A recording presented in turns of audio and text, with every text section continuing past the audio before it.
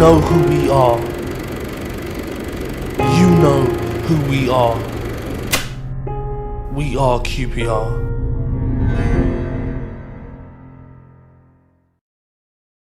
This video will look back at the 1968-69 season.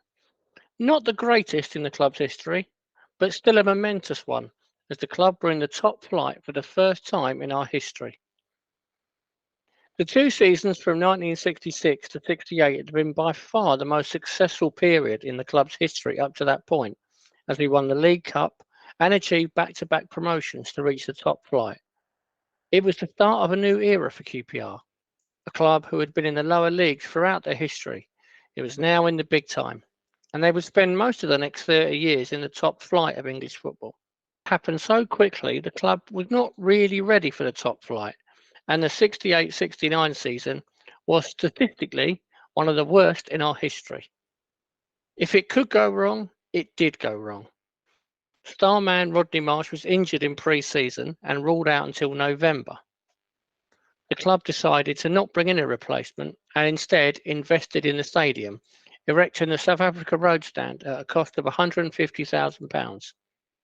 It wasn't quite ready in time for the start of the season, and it didn't open until the end of September. The big change came with the manager. The great Alex Stock had been QPR manager since 1959, almost a decade in charge, and he'd overseen two incredible seasons. But due to ill health, he stood down as manager that summer to become general manager. Rumours were that Chairman Jim Gregory wanted a new man in charge and had used Stock's health issues as an excuse. Coach Bill Dodgin became the new manager amid much confusion from QPR fans. It was never clear at the time what happened, but Alex Stock's version of events from his autobiography suggests it was not an amicable exit.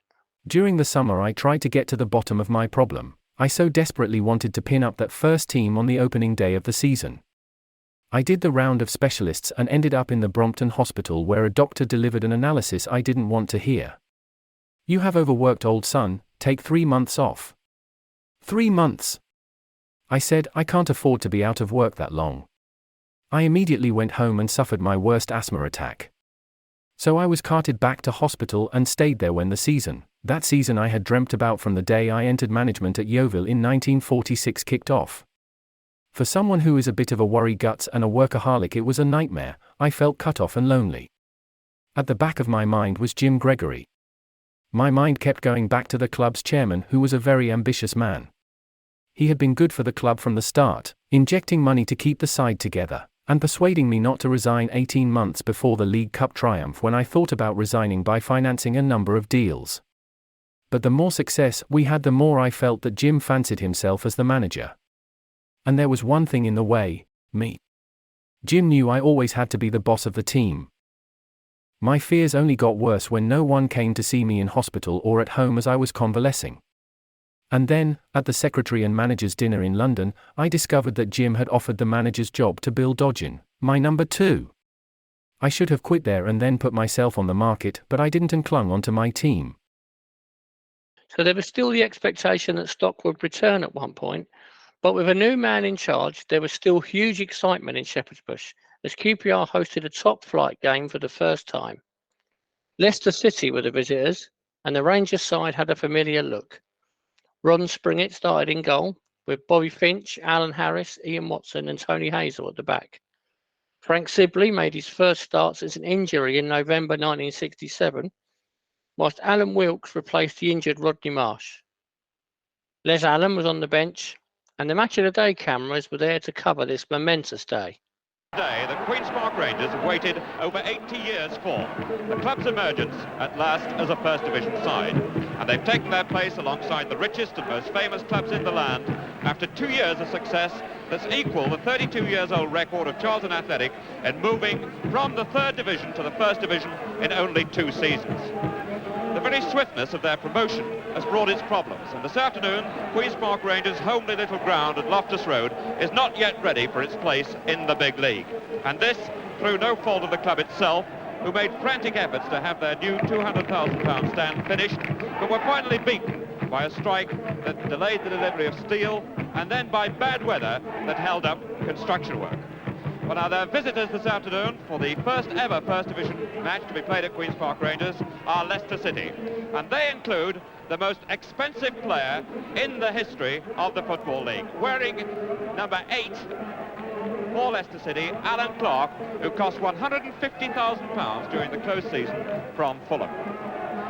A strange coincidence is that on the opposite side for Queen's Park Rangers, Alan Clark's brother Flank is leading the attack. He cost about £30,000 last season from Shrewsbury Town. 25 minutes left in this match, still no score.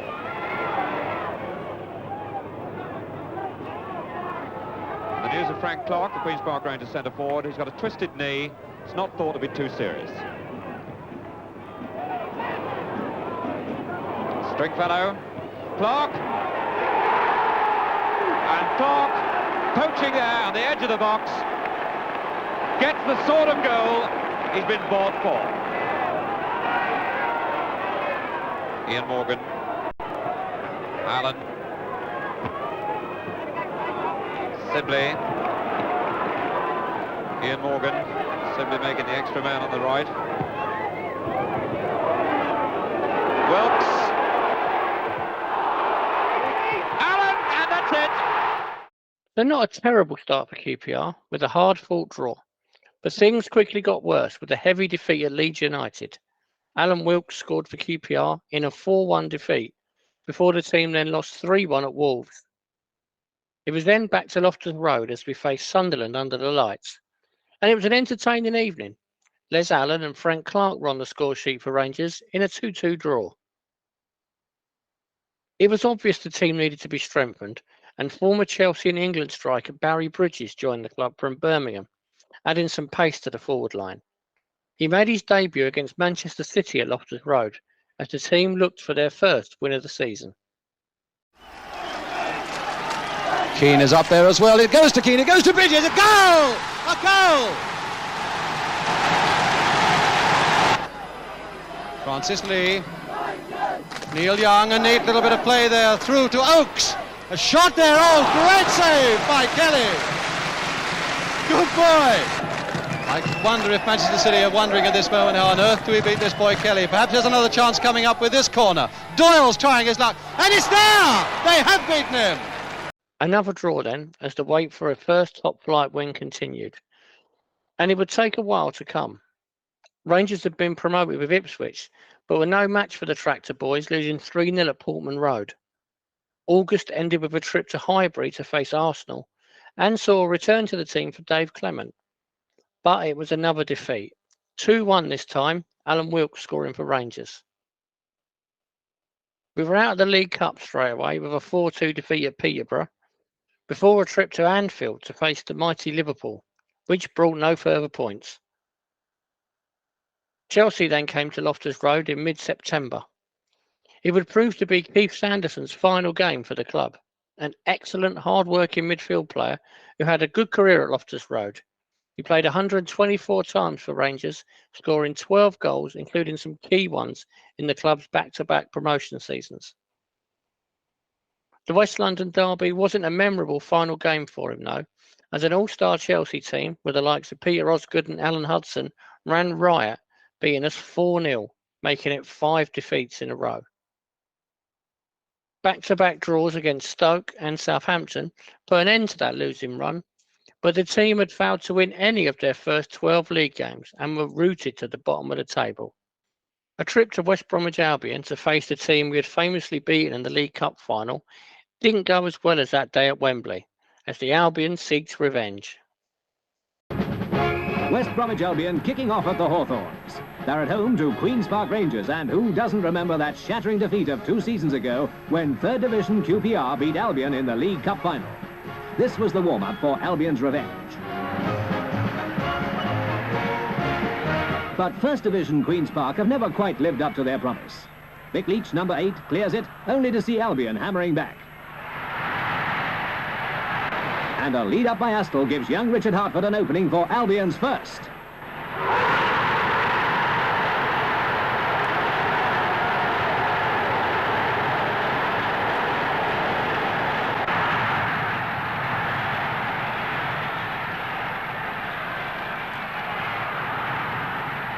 foul against Rangers.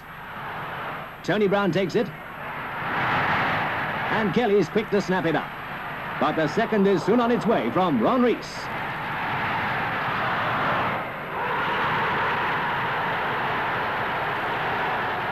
And here's the third, a cross from 17-year-old Hartford, and Jeff Astle heads it through.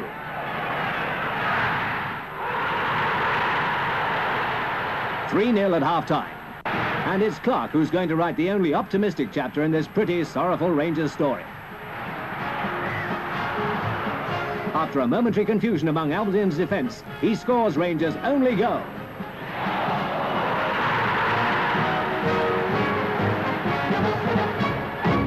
Rangers were desperate for a win, and they faced Ipswich at Loftus Road on Tuesday, the 8th of October. It was a hard-fought game, and Rangers finally got that win. Goals from Barry Bridges and Roger Morgan helped Rangers to a 2-1 win. Now, that win brought much confidence to the team, and 4 days later we faced Sheffield Wednesday, and we got off to a flying start. Barry Bridges got his second goal of the season to put us ahead before homegrown forwards Mick Leach and Alan Wilkes put us 3-0 up before half-time. We were pegged back in the second half, but despite a nervy end to the game, Rangers held on to win back-to-back games and climb off the bottom of the table. This proved to only be a brief respite, though, as we narrowly lost 3-2 at Newcastle the following week before the visit of European champions Manchester United to Loftus Road on the 26th of October. This had been the one that fans had been waiting for, a chance to see the likes of Bobby Charlton, George Best and Dennis Law up close. United were a great side, and they had too much for QPR, but we gave a good account of ourselves on a rainy October afternoon. Goals from Alan Wilkes and Mick Leach meant that United were in for a tough afternoon, but they ran out 3-2 winners, with Best and Law getting the goals. Still, it felt like QPR was starting to arrive now with those 2 wins and some improved performances. Bill Dodgin was under real pressure, though, as we travelled across London to face West Ham on the 2nd of November for a 7-goal thriller. This weekend, they're without the injured John Sissons. Trevor Hartley takes his place at number 11. But West Ham find themselves facing a Rangers team that refuses to be overshadowed. They'd surprised us by bringing in Ron Springett back into goal in place of Mike Kelly. But it says much for Rangers' performance that Ferguson in the other goal is kept just as busy as Springett. This is a Rangers team that today stands at the bottom of the First Division. Yet to watch them here suggests that they are skillful and determined enough to climb to safety in the critical months to come. Stevenson to Moore, ever composed, and a good pass to Brooking. Hurst is racing on ahead. Here's Hurst. And now to Redknapp. Hurst! Closing in so very dangerously indeed to that short one to the near post from Redknapp. Good play by Redknapp and dangerous work by Hurst.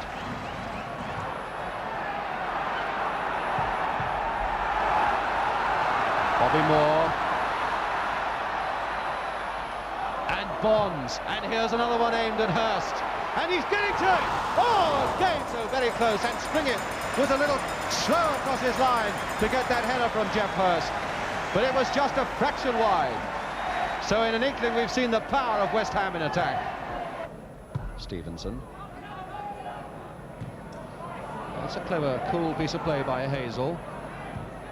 And not a bad ball, a very good one indeed to Bridges. And it's a goal!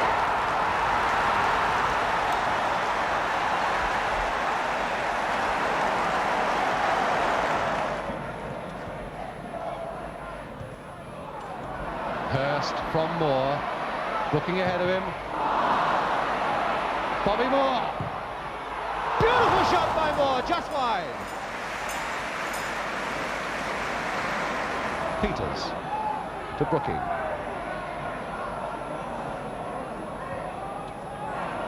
Now Bobby Moore. They've got to go for Moore soon. A shot down by Moore.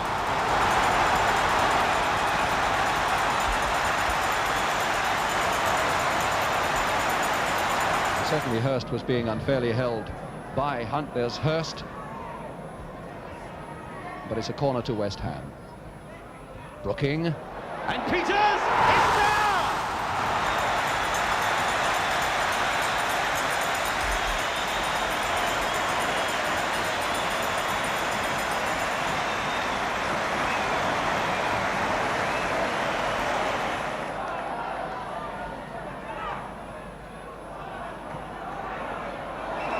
Brooking shielding that ball well from the challenge of Hunt. But a free kick to West Ham. Bobby Moore to take it. And Hurst waiting to sprint in there. Beautiful goal by Hurst. What a magnificent combination again by West Ham. The quickly taken free kick by Moore, low and to the near post. And Hurst was moving before Moore had taken the kick.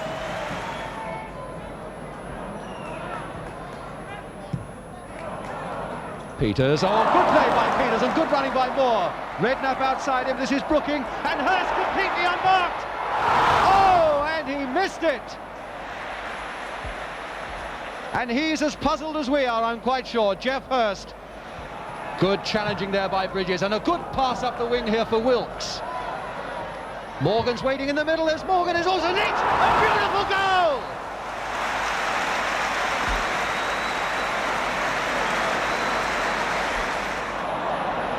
There's Allen to Morgan. Morgan's playing well this afternoon, and here's a good position by Keane. He's got a shot, and he very nearly fooled Ferguson. Mike Keane. This game really is wide open now because Rangers are so full of fight and so full of spirit, and this afternoon full of very promising football as well. It's a good shot by Keane, a magnificent goal by Keane, by Leach. Leach again.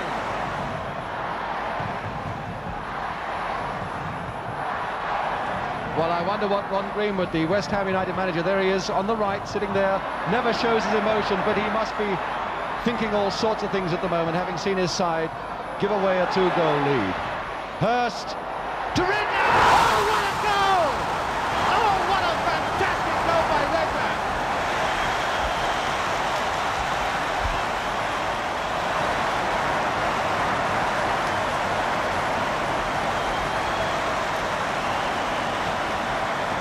Well, no goalkeeper on earth could stop that one. Well, you could walk 100 miles and see 100 games of football, and you never see a better goal than that one scored by Harry Redknapp. That proved to be the end of Bill Dodgins' reign as manager. He won just 2 of his 18 games in charge. Back in 2019, Rodney Marsh had this to say about Bill's time as manager of the club. I don't know how in the world he lasted that long.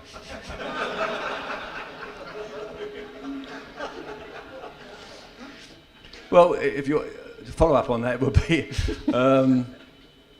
some people are meant to be number 2. You know, you could get, and I don't care what era you're playing or you're managing. There are people that are good number 2s, and there are people that are good bosses. You know, the fans and players had always hoped that Bill Dodgins was just covering for Alex Stock until he got back on his feet. Sadly for Alex, that proved to be the end of his time with the club as well. This is what he had to say about his departure in his autobiography. I began to drift back on Saturdays to watch from the grandstand, but I felt like a stranger. It was an anticlimax. I had no control over what was going on. Yet on that Sunday morning I was full of optimism again. I had been to see a junior game and knew that Jim Gregory would be at the ground. "I want to see you in a minute, Alec," he said. I thought he was going to welcome me back with open arms. I thought and hoped he was going to say, "Come on, Alec, glad to have you back, let's get this show on the road again." But he didn't, and 20 seconds later I was out, sacked with this damning testimony. "You are ill, you're incurable, I want you to go." There is not much you can do or say in situations like that, you just want to get out. 1,000 things rush through your mind in that split second. I remember thinking, 21 years I have waited to get to the first division and it's taken just 20 seconds to kick me out. And why say I'm ill? Why not give me the chop with a bit of dignity? Why must there always be a rotten reason for going? To make the exit even sadder, Jim had to bargain over the £5,000 the club owed me. "I'll give you 4, he said. It makes you cry, doesn't it? Everything has got to be a deal, and it's a deal when only one man wins. Why? Was I so unreasonable? I had just given the best years of my life to the club. They eventually gave me £4,500 and I turned my back on a team that had been my life. I have never asked Jim Gregory the real reasons why he sacked me. I suppose my pride took over. There is no doubt that Queen's Park Rangers owe a lot to Gregory, but at that moment I felt they owed a lot to me." A sad day then, as the man who put QPR on the footballing map by winning the League Cup and back-to-back promotions was no longer manager at QPR. Rodney Marsh had this to say about Alex Stock's departure. Do you know what I've always found, and again I always speak for myself, I've always found that players are the most selfish bastards in the world. And I mean that, football players are very, very selfish, generally speaking, right? I'm not saying everybody, but generally speaking. Football players play, and they play for the love of the game, or they play for the money, or they play for whatever it is. But they don't really mind who the manager is. And I loved Alex Stock in the end, but he moves on, you move on, and you do what you got to do for your own self and your own family. And it's not that different from being, I always say that footballers are like normal people, you know, but playing football, but they're like normal people, you know, in a business. If you work for a sales company and the manager goes, you don't all jump up and down and go, "Oh no, the sales manager's gone." You carry on working, don't you? So, and the same for you probably in your situations, everybody else. So that's what I didn't. I loved Alex Stock. Time to move on. He wasn't happy, but it's all part of football. So it was time for a fresh start though, and in came Tommy Docherty as the new manager. He'd been manager at Chelsea for several years, winning the League Cup and reaching the FA Cup final. He'd left Rotherham to join Rangers, but his spell proved to be short-lived. He lost his first 2 games with a 2-0 defeat against Burnley before losing 4-0 at Everton, making it another 5-game losing streak for the team. That Everton game, though, saw a return to the side for Rodney Marsh, who had been badly missed by Rangers up front. The QPR fans were thrilled to see him back, as Nottingham Forest came to Loftus Road. Docherty not only had Marsh back, but gave a debut to young defender Ian Gillard, who would go on to become a club legend. Marsh was back among the goals, scoring the opening goal before defender Tony Hazel grabbed the second, and Rangers ran out 2-1 winners. Things then came to a head off the pitch as Docherty tried to sign a player from Rotherham, but Chairman Jim Gregory was having none of it. Docherty walked out after just 29 days as manager, and QPR were looking for their 3rd manager of the season, and it was only November. It was a chaotic time at the club, as Rodney Marsh summarises. How he lasted 29 days.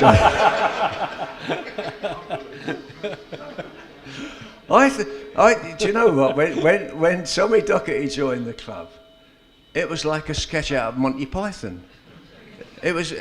Nobody knew what was happening. He one day on a Friday, on one Friday, we went to Chiswick, the running track at Chiswick. On a Friday morning, he said everybody put their spikes on. We're going to do 10 440s.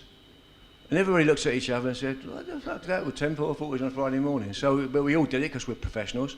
We play on the Saturday, and Saturday morning all the players come in, they're all walking like Dolly Parton. It was like all the muscles were all stiff. So he got the sack after 28 days. Yeah. Gregory turned to one of his most senior players to be the next manager. Les Allen took over as player manager. He was still only 31 years old at the time, but he took on what looked an impossible job, with fans and players seemingly resigned to the team getting relegated. Les, in my opinion, was never cut out to be a manager either. And we were talking to him earlier. I love Les Allen. I think Les Allen is one of the greatest footballers that played the game. That may sound like an exaggeration, but it's not. Les Allen was a brilliant footballer. He had a great brain. He knew when to hold the ball, when to lay it off, when to knock it. He knew where to run. He could take great free kicks. He was a fantastic player. Manager, he was crap. He was a dreadful manager, in my opinion, Les. And that's not being well, it sounds like negative, doesn't it? But that's not digging him out. I didn't think Les actually was. I'm not sure he was one club manager, wasn't he? He didn't go on and manage it. Somebody else did. No, so he had his time at QPR and then. And that was it, yeah, that was it. Les Allen's first home game in charge was against Newcastle, which was also Rodney Marsh's 100th appearance for QPR. The game ended in a 1-1 draw, Barry Bridges scoring for Rangers. In the FA Cup, we had a reunion with Tommy Docherty, who had just taken over at Aston Villa. And of course, he was the one smiling after a miserable afternoon for Rangers. Villa Park. Aston Villa, the ailing 11 that seemed only to need a Tommy Docherty tonic to boost it on the road to success, had 40,000 packed into its stands and terraces for the third-round cup match against Queen's Park Rangers. One question asked as the match got underway was, would Docherty's brief stay at Rangers have left the mercurial manager's fire to win with them? Or was the Docherty influence stronger in the home side? Villa certainly were aggressive.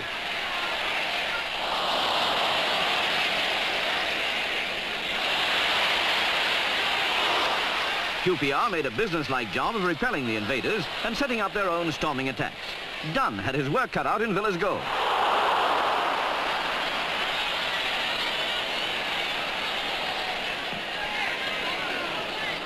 Despite near misses, Villa were confident in a match that was played hard, sometimes too hard, but was full of excitement.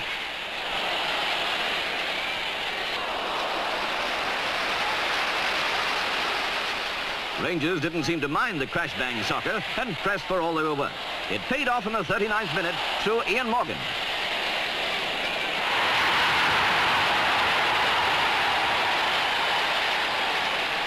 In many cup matches, one goal's all that's needed, but not in this game. Villa stormed back and Godfrey equalized.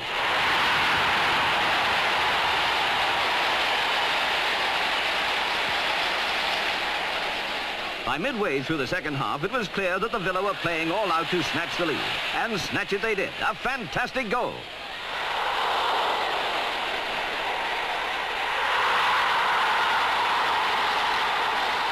Lionel Martin was the man of the moment. So was Tommy Docherty. His instructions had been to win. His team had carried out the order.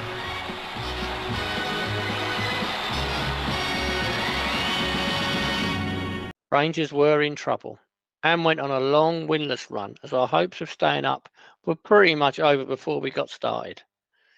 I won't go through every game, but what started as an exciting season quickly turned into a bit of a disaster. Captain Mike Keane left to join Luton in January, whilst Roger Morgan left to join Spurs for £110,000, which was big money at the time. He made his debut for Spurs against QPR, facing his brother Ian on Loftus Road in a 1-1 draw. The fans' relegation fears quickly became a reality as we won just one of the last 23 games of that season, finishing bottom of the table, with the worst season recorded by a top-flight side at that stage. Perhaps the most humiliating afternoon came at Old Trafford, where Rangers could not cope with the likes of Best, Law and Charlton.